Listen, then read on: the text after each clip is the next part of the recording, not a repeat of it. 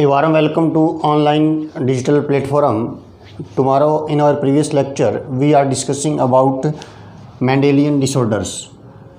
हमने डिस्कस किया था मेंडेलियन डिसऑर्डर्स और उसके अंदर हमने स्टडी की कि Mendelian disorder is due to gene mutation. After that we are discuss the inheritance of genetic disorder based on Mendelian law of inheritance. यानी हमने जो जेनेटिक डिसऑर्डर्स देखे थे जिसको हमने कहा था Mendelian disorder due to gene mutations, उनका जो इनहेरिटेंस है वो मेंडल्स के लॉ पे क्या था, बेस्ड था. फिर हमने डिस्कस किया था कि Mendelian disorders are classified into two categories. One is the autosomal disorder and second one is the sex linked disorder, जिसके अंदर हमने डिस्कस किया था ऑटोसोमल डिसऑर्डर जो हैं it means mutant gene are located on autosome and in sex linked disorder the mutant gene are located on sex chromosome. In our syllabus on the basis of NCERT we have discussed the sex linked disorder and these are the X linked disorders. यानी हमारे syllabus के अंदर जितने भी disorders हैं they all are X linked disorders, जिसके अंदर से हमने सबसे पहले डिस्कस किया था कलर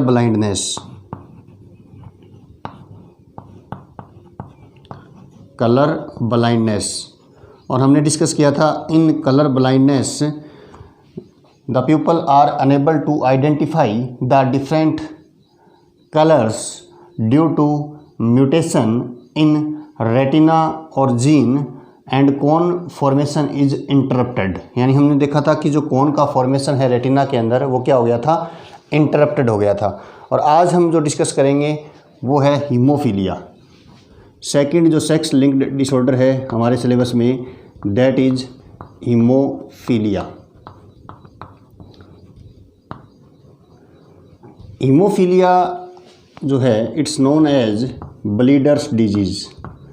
हम इसे ब्लीडर डिजीज़ जो है उसके नाम से भी जानते हैं. तो देखिए हीमोफीलिया क्या होता है कि हम कह सकते हैं कि हीमोफीलिया जो डिजीज़ है उसमें क्या होता है. तो देखिए सबसे पहले the person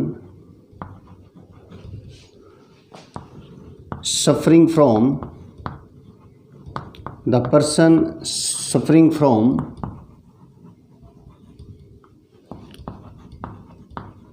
hemophilia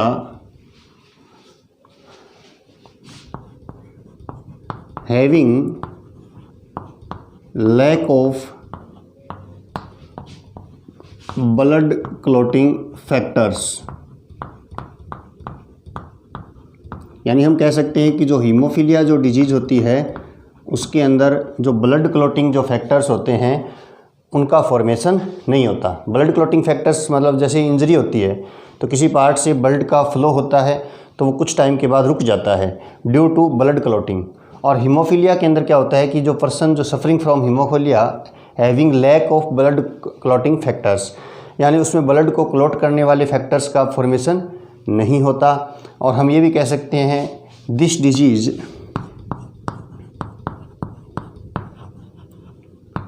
disease found in male and female are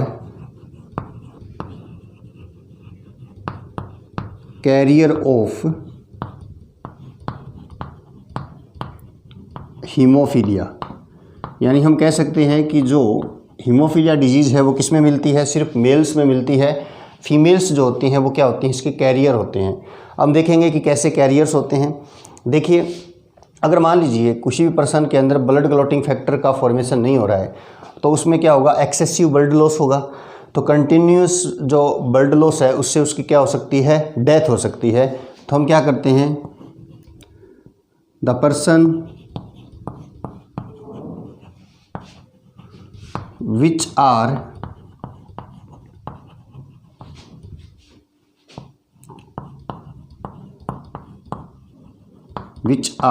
suffering from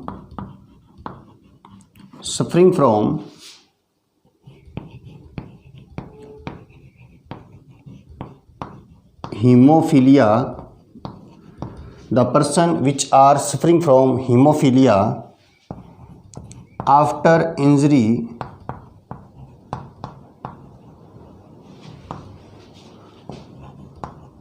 doctors inject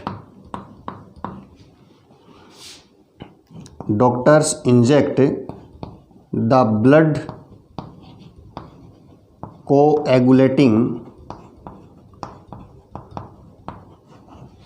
factors for blood clotting. यानी हम कह सकते हैं कि अगर मान लीजिए कोई पर्सन जो है अगर वो हीमोफीलिया से सफरिंग कर रहा है, इन्फेक्टेड है, तो अगर उसमें कोई इंजरी हो जाती है तो डॉक्टर्स क्या करते हैं, उसको ब्लड क्लॉटिंग फैक्टर्स का इंजेक्शन देते हैं जिससे उसके अंदर ब्लड जो क्लॉट है वो हो सकता है. तो ये थी हीमोफीलिया. हीमोफीलिया का हमने इंट्रोडक्शन देखा. It's a Mendelian disorder due to gene mutation in sex chromosome. It's a X linked disorders. The person suffering from haemophilia having lack of blood coagulating factors, यानी उसमें ब्लड क्लॉटिंग नहीं होती.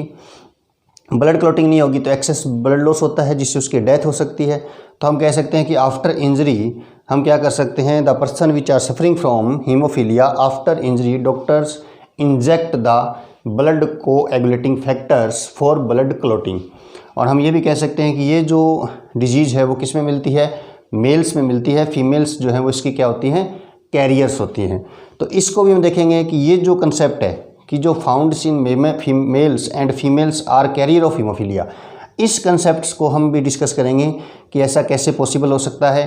तो लेकिन इससे पहले आप इसको एक बार नोट कर लीजिए. उसके बाद हम हीमोफीलिया की इनहेरिटेंस देखेंगे और इस कंसेप्ट के ऊपर हम डिस्कस करेंगे.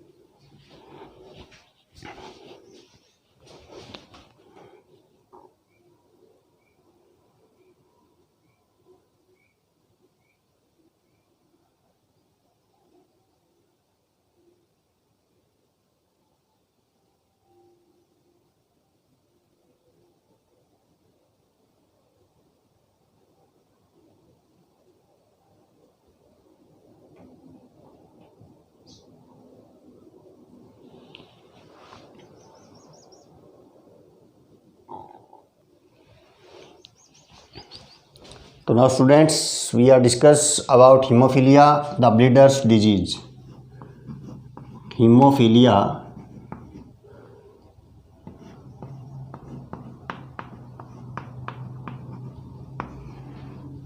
the bleeders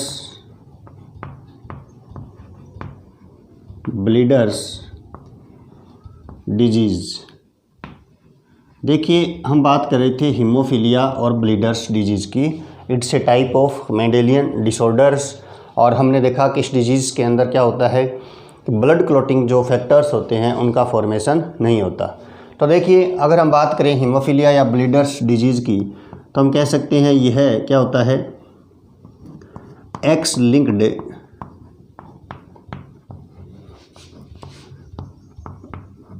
recessive disorder. तो अभी हमने जब कलर ब्लाइंडनेस पढ़ा था तो उसके अंदर भी हमने देखा था कि वो भी क्या थी, एक्स लिंक्ड रिसेसिव डिसऑर्डर्स. तो यानी हम कह सकते हैं कि the inheritance of this disease, the inheritance of this disease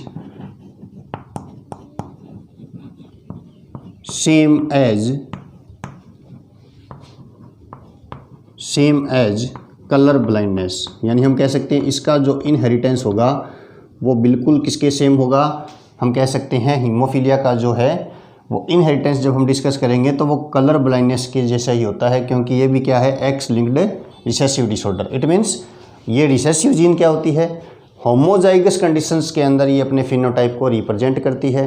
heterozygous conditions के अंदर ये अपने फिनोटाइप्स को रिप्रेजेंट नहीं करती। अगर हम बात करें जैसे फीमेल्स की, तो फीमेल्स में हो गया XX क्रोमोसोम। जैसे कलर ब्लाइंडनेस में हमने C से रिप्रेजेंट किया था, तो हीमोफीलिया वो H से रिप्रेजेंट कर दूं, तो यहाँ मैंने कर दिया H। ठीक है, ये क्या हो गया H। अब देखिए आप XHX, ये कोई फीमेल है, इट मीन्स इसमें एक X क्रोमोसोम पर म्यूटेंट जीन है किसकी, हीमोफीलिया की। तो ये क्या हो जाएगी फिर, कैरियर फीमेल, ये हो जाएगी कैरियर फीमेल। उसके बाद हम बात करते हैं XHXH। अगर मान लेते हैं जो फीमेल है उसके ऊपर दोनों जो क्रोमोसोम हैं, X क्रोमोसोम और सेक्स क्रोमोसोम, उस पर म्यूटेंट जीन या हीमोफिलिक जीन्स प्रेजेंट है, इट मीन्स वो क्या होगी, इन्फेक्टेड फीमेल, या मैं ये इसको कह देता हूँ हीमोफिलिक फीमेल। यानी इसके अंदर क्या होगा, हीमोफीलिया होगा। अब देखिए, मैंने आपको पहले बताया था कि the person having this disease only males and females are the carrier of this disease. तो आप ये कहोगे कि सर यहाँ पर तो आपने हीमोफिलिक फीमेल लिख रखा है, जबकि अभी आपने थोड़ी देर पहले बताया कि जो फीमेल्स होती है वो तो कैरियर होती है, दे आर नॉट इन्फेक्टेड। तो देखिए, अगर मान लीजिए कोई फीमेल है वो हीमोफिलिक है, XHXH रिसेसिव जीन है, होमोजाइगस कंडीशंस में अपना फिनोटाइप रिप्रेजेंट करेगी। अगर ये कंडीशन है इसका मतलब वो हीमोफिलिक है, बट ये कैरियर ही क्यों है, इन्फेक्टेड क्यों नहीं है, क्योंकि आपको पता है अगर ये कंडीशन आएगी तो आफ्टर 13 ईयर जो फीमेल है उसकी क्या हो जाएगी, डेथ। और डेथ का रीज़न क्या है, डेथ का रीज़न है मेंस्ट्रुअल साइकिल, क्योंकि फीमेल्स के अंदर आपको पता है कि मेंस्ट्रुअल साइकिल जो होता है, reproductive cyclic change in females is known as menstrual cycle. यानी जो आफ्टर 13th ईयर जो फीमेल्स होती हैं उनके अंदर एक साइक्लिक चेंज होता है रिप्रोडक्टिव साइकिल के अंदर, जिसको हम बोलते हैं मेंस्ट्रुअल साइकिल। तो उस टाइम क्या होगा, ब्लड लॉस होगा, और ब्लड लॉस से उसकी क्या हो जाएगी, डेथ होगी। क्योंकि हीमोफिलिक है तो ब्लड क्लॉटिंग तो होगी नहीं, तो हम कह सकते हैं हीमोफिलिक फीमेल तो मिलेगी नहीं ना, क्योंकि उसकी क्या हो जाएगी, डेथ हो जाएगी 13th ईयर के अंदर। तो वो क्या होंगी, फिर कैरियर होगी। तो वो कंसेप्ट मैंने वहाँ पे आपको बताया था। अब वैसे ही अगर देखिए XHY है, इट मीन्स ये क्या हो जाएगा, इन्फेक्टेड मेल, या हम कह सकते हैं हीमोफिलिक मेल। और नॉर्मल तो आपको पता ही है, अगर XY होगा तो वो क्या हो जाएगा, नॉर्मल मेल। वो क्या हो जाएगा, आपके नॉर्मल मेल हो जाएगा। ठीक है, तो ये आपके क्या है, हीमोफिलिक या ब्लीडर्स डिजीज़। और मैंने अभी आपको बताया कि the inheritance of this disease same as colour blindness, यानी कलर ब्लाइंडनेस है उसके जैसा ही इसके क्या होता है, इनहेरिटेंस होता है। जैसे मान लीजिए हम एग्जांपल लेते हैं, अगर मैं यहाँ पर example लेऊँ,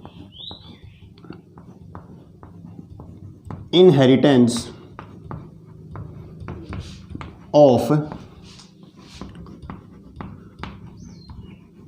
haemophilia in carrier female and normal male. अब मान लीजिए आपको एक क्वेश्चन पूछा है, वहाँ पे हमने 3 कंडीशन ली थी, अब यहाँ पर हम एक ही कंडीशन लेंगे। क्यों लेंगे, क्योंकि हमने अभी बताया आपको कि the inheritance of haemophilia is same as colour blindness, बिल्कुल जैसा उसके जैसा ही है। तो अब यहाँ पर चलो एक ही कंडीशन ले लेते हैं। आपसे इनहेरिटेंस पूछा है किसका, हीमोफीलिया का, और आपको दे रखा है कैरियर फीमेल। तो आपको पता है कैरियर फीमेल है, तो फीमेल है तो XX, और कैरियर है तो XHX कर दें इसको, क्योंकि ये कैरियर हो गई। रिसेसिव जीन है तो हेटेरोजाइगस कंडीशंस में डिजीज नहीं होगी, तो ये फीमेल क्या है, कैरियर। और मेल क्या दे रखा है आपको, नॉर्मल, तो इसको रिप्रेजेंट कर देते हैं हम XY से। अब देखिए गैमीट फॉर्मेशन करते हैं, गैमीट फॉर्मेशन होगा तो हम यहाँ पे रिप्रेजेंट कर देते हैं किसको, मियोसिस को। अब देखिए, अब यहाँ पर जो गैमीट बनेंगे, फीमेल के अंदर XHX और मेल के अंदर XY। अब देखिए XHX, XHY, XX, XY, तो ये क्या है, कैरियर डॉटर। इसको हम क्या कह देंगे, कैरियर डॉटर। ये क्या है, इन्फेक्टेड सन, ये हो गया आपका इन्फेक्टेड सन। ये हो गई नॉर्मल डॉटर, नॉर्मल डॉटर, और ये क्या हो जाएगी, नॉर्मल सन। तो इस प्रकार से हम कोई भी क्वेश्चन अगर आपको दे दिया जाए तो आप कर सकते हो, बट आपको ध्यान रखना है कि haemophilia is a X linked recessive disorder. यानी हम कह सकते हैं, हमने कलर ब्लाइंडनेस पढ़ा, हमने हीमोफीलिया पढ़ा। Both disease are due to gene mutations और a Mendelian disorder, a sex linked disorder and एक एक्स लिंक्ड रिसेसिव डिसऑर्डर। तो आपको ये ध्यान रखना है, जब भी आपसे कोई क्वेश्चन पूछे, चाहे वो हीमोफीलिया से हो, चाहे वो कलर ब्लाइंडनेस से हो, तो सबसे पहले अपने दिमाग में क्या आना चाहिए, एक्स लिंक्ड रिसेसिव डिसऑर्डर, और उसके बाद हम क्या लिख लेंगे, फिनोटाइप लिख लेंगे। ठीक है, तो अभी आप इसको एक बार नोट कर लीजिए।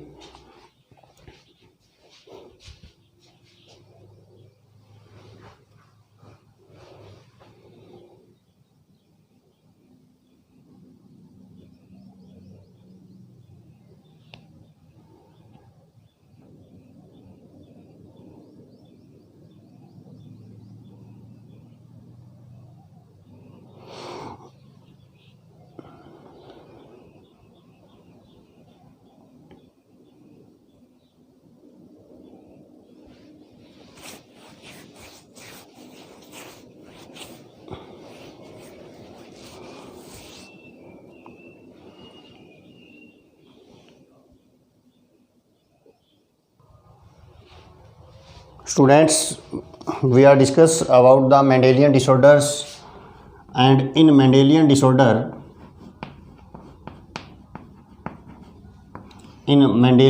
disorder we are discussed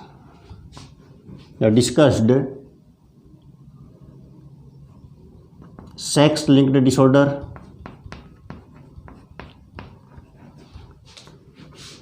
and in sex linked disorder we take color blindness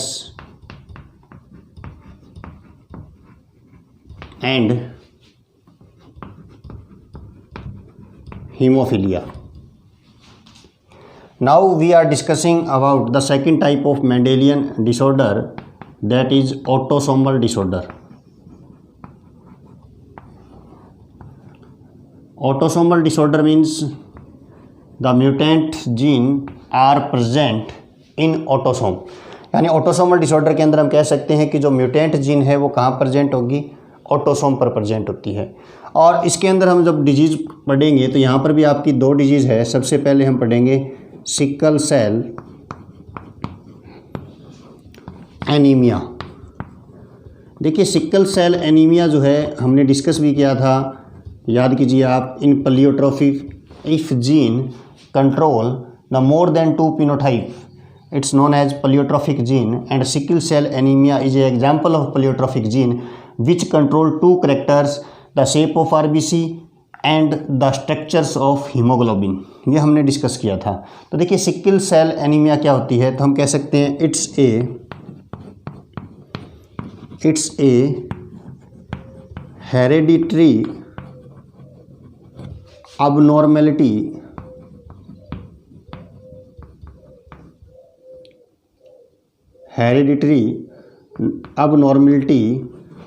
due to mutation in autosome।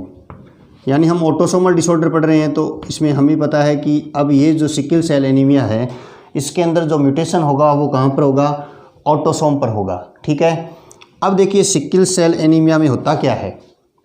ठीक है, तो हम लिख सकते हैं बाय दिस, यानी क्या होगा सिकल सेल एनीमिया के अंदर, by this in the beta chain of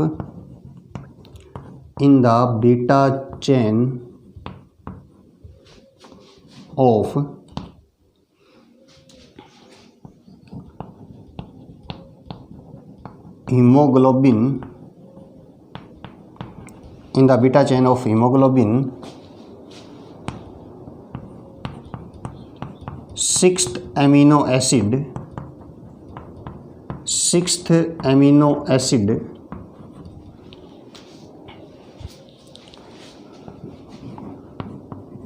glutamic acid replaced by valine amino acid. देखिए ये इससे कह सकते हैं इस डिजीज़ का जो की फैक्टर है, जो कंसेप्ट है वो यही है कि जब हीमोग्लोबिन जो प्रोटीन का फॉर्मेशन होता है तो म्यूटेशन हो जाएगा, तो क्या होगा, जो हीमोग्लोबिन क्या है, protein means polymer of amino acid. तो यहाँ पर हम कह सकते हैं कि हीमोग्लोबिन के अंदर एमिनो एसिड्स होते हैं। तो जो सिक्स्थ एमिनो एसिड कौन सा है, ग्लूटामिक, और वो किससे चेंज हो जाएगा, एमिनो एसिड, यानी ग्लूटामिक की जगह क्या आ जाएगा, वेलिन एमिनो एसिड आ जाएगा। तो देखिए क्या होगा फिर, the person suffering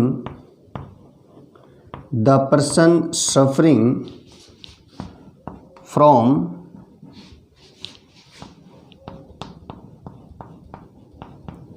sickle cell anemia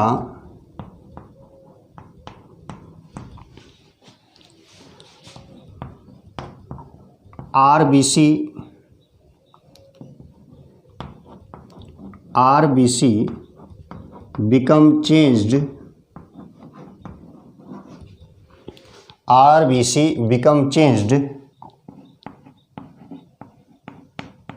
in sickle cell या सिकल सेप, यानी हम कह सकते हैं कि जो ह्यूमंस की जो आरबीसी होती है वो कैसी होती है, बाइकॉनकेव। ह्यूमंस की अगर आरबीसी की हम शेप की बात करें तो कैसी होती है, हमारी आरबीसी की शेप बाइकॉनकेव। और सिकल सेल्स के अंदर अगर जीन के अंदर म्यूटेशन होता है तो क्या होगा कि हम कह सकते हैं ग्लूटामिन की जगह क्या आ जाएगा, वेलिन आ जाएगा, और आरबीसी की शेप चेंज हो जाती है। तो बाइकॉनकेव से आरबीसी की जो शेप है वो कैसी हो जाएगी, सिकल शेप हो जाएगी। कैसी हो जाएगी, सिकल शेप। और सिकल शेप जो है इसके अंदर क्या होता है कि जो सिकल शेप आरबीसी है उसके अंदर हम कह सकते हैं कि जो मलेरिया होता है ना, मलेरियल पैरासाइट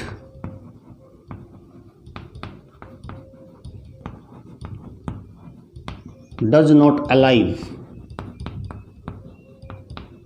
in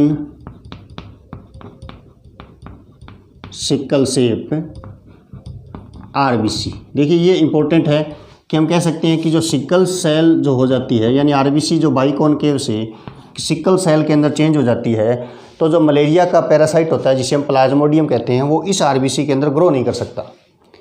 तो देखिए अब यहाँ पर क्या होता है कि ये अगर डिजीज़ की बात करें हम, मेंडेलियन डिसऑर्डर है, ऑटोसोमल डिसऑर्डर है, तो हम कह सकते हैं कि ये ऑटोसोमल डिसऑर्डर है। तो ये कैसा डिसऑर्डर है, autosomal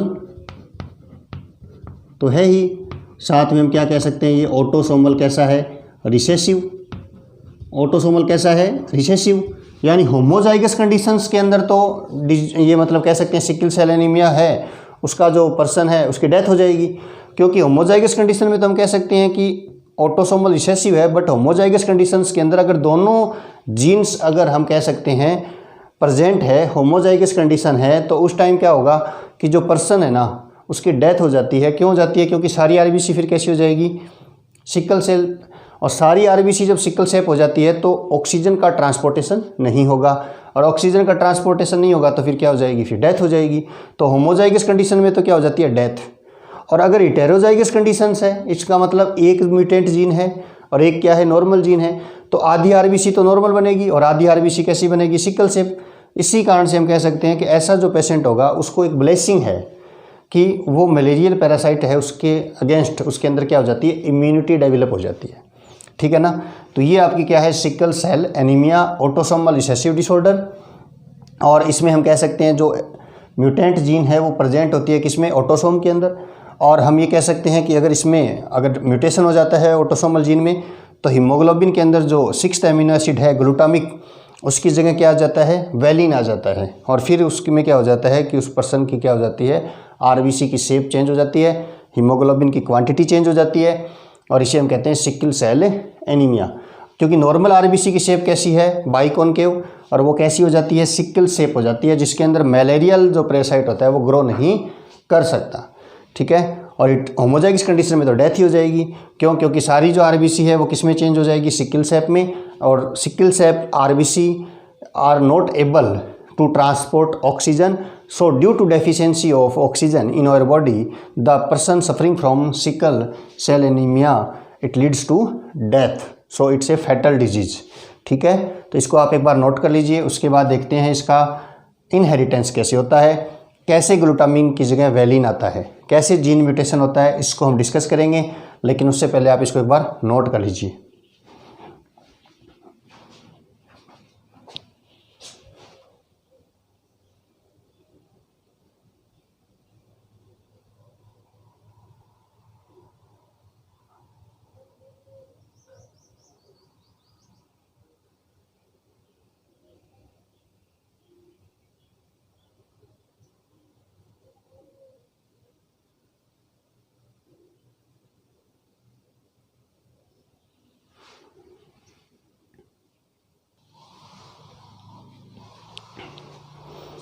now students, we are discussing about the sickle cell anaemia. हम डिस्कस कर रहे थे sickle cell anaemia and it's a Mendelian disorder, and हम कह सकते हैं ऑटोसोमल रिसेसिव डिसऑर्डर। देखिए ये क्या है, जीन म्यूटेशन से होने वाला ऑटोसोमल रिसेसिव डिसऑर्डर है। अगर हम बात करते हैं एक डीएनए की, तो आपको पता है डीएनए का हम एक छोटा सा पार्ट लेते हैं जिसके अंदर हम कह सकते हैं ये GAG नाइट्रोजन बेस का सीक्वेंस होता है, डबल स्टैंडर्ड होता है। तो ग्वाइनिन के साथ हमेशा कौन अटैच होता है, साइटोसिन, और एडेनिन के साथ हमेशा कौन अटैच होता है, थाइमिन, और ग्वाइनिन के साथ हमेशा कौन अटैच होता है, साइटोसिन। तो अब डीएनए से क्या बनता है, आरएनए। तो मान लीजिए इस स्टैंड पे आरएनए बन रहा है, तो यहाँ पर साइटोसिन है, तो इसका anti parallel nitrogen base RNA के फॉर्मेशन के टाइम क्या होता है, डीएनए की जिस एक स्टैंड पे आरएनए बनता है उसके अपोजिट नाइट्रोजन बेस होते हैं। तो साइटोसिन के साथ क्या आ जाएगा, ग्वाइनिन, थाइमिन की जगह पे क्या आ जाएगा, एडेनिन, और साइटोसिन की जगह क्या आ जाएगा, ग्वाइनिन। ठीक है, अब ये जो आरएनए है, क्योंकि डीएनए से किसका फॉर्मेशन होता है, आरएनए से, और आरएनए क्या करता है, अमीनो एसिड को डिसाइड करता है। तो अब ये जो सीक्वेंस है, ये सीक्वेंस किस अमीनो एसिड को डिसाइड करेगा, ये डिसाइड करेगा ग्लूटामिक अमीनो एसिड को।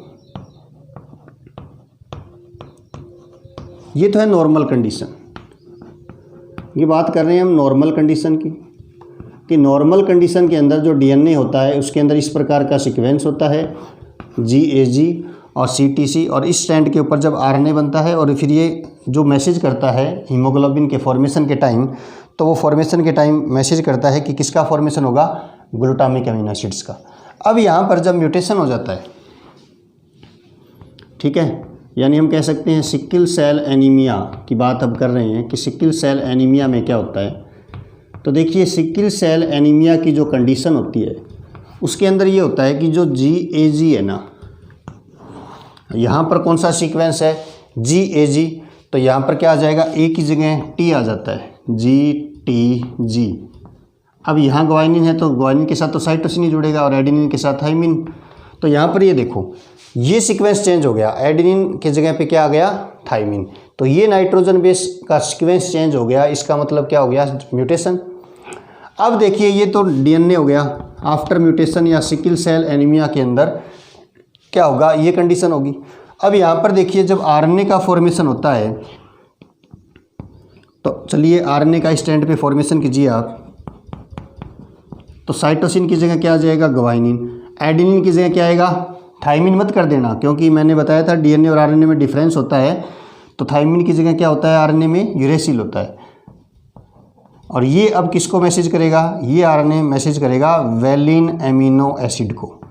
तो देखिए आप नॉर्मल कंडीशन के अंदर तो बात क्या है कि नॉर्मल कंडीशन के अंदर तो जो आरएनए है वे हीमोग्लोबिन में ग्लूटामिक अमीनो एसिड को ऐड करेगा, और जब ये म्यूटेशन हो जाता है तो आरएनए की स्ट्रक्चर्स भी चेंज हो गई, और अब क्या जुड़ जाएगा, वैलिन अमीनो एसिड्स। और अब यहाँ से चेंज होने से हीमोग्लोबिन की स्ट्रक्चर चेंज हो जाएगी और आरबीसी की जो शेप है वो चेंज हो जाएगी। आरबीसी की शेप है वो क्या हो जाएगी, फिर सिकल शेप हो जाती है। तो एक्चुअल के अंदर ये होता है सिकल सेल एनीमिया के अंदर, ठीक है ना। तो इसको नोट कर लीजिए, उसके बाद हम देखेंगे इनहेरिटेंस कैसे होता है इनका, ठीक है।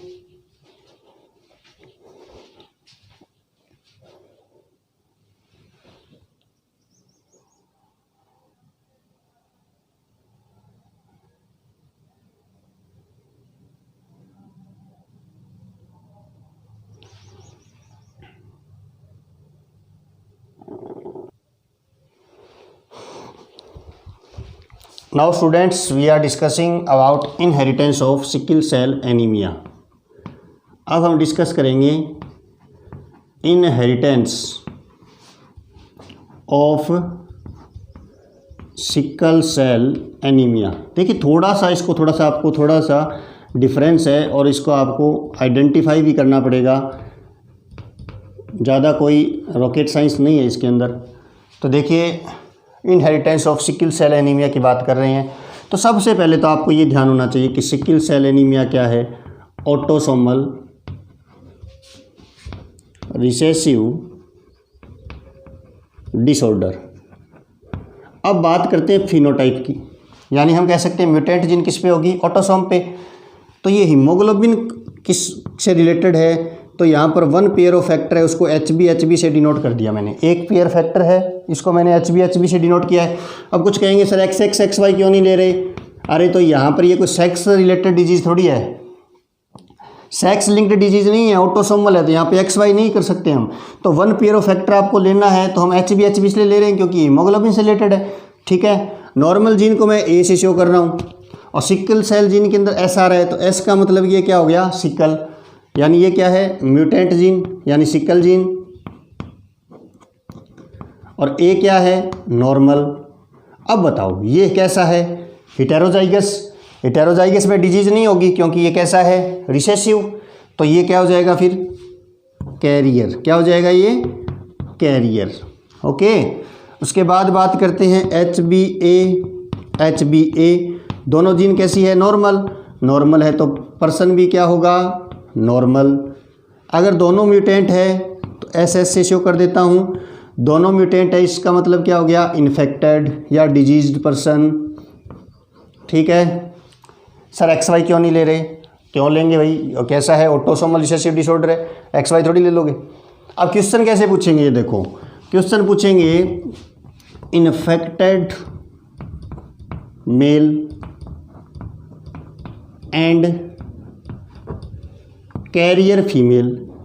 देखो क्वेश्चन पूछेंगे आपसे, इन्फेक्टेड मेल और कैरियर फीमेल अगर हो तो सिकल सेल एनीमिया का इनहेरिटेंस बताइए। अब देखो मेल क्या है, इन्फेक्टेड है, और कैरियर क्या है, फीमेल है, बट डिजीज़ क्या है, सिकल सेल, तो XY तो लेंगे नहीं। दोनों में क्या लिख दूं, मान लेते हैं 1 पेयर ऑफ फैक्टर है, तो दोनों में मैंने लिख दिया HB। मेल क्या है, इन्फेक्टेड है, तो डिजीज़ कैसी है, रिसेसिव, तो दोनों पे म्यूटेंट जीन होगी, होमोजाइगस कंडीशन में डिजीज़ होगी, तो यहाँ पर मैं क्या कर दूंगा, इन्फेक्टेड मेल तो HBS, फीमेल कैरियर है तो इसका मतलब ये कंडीशन हो जाएगी। बनाइए गैमीट,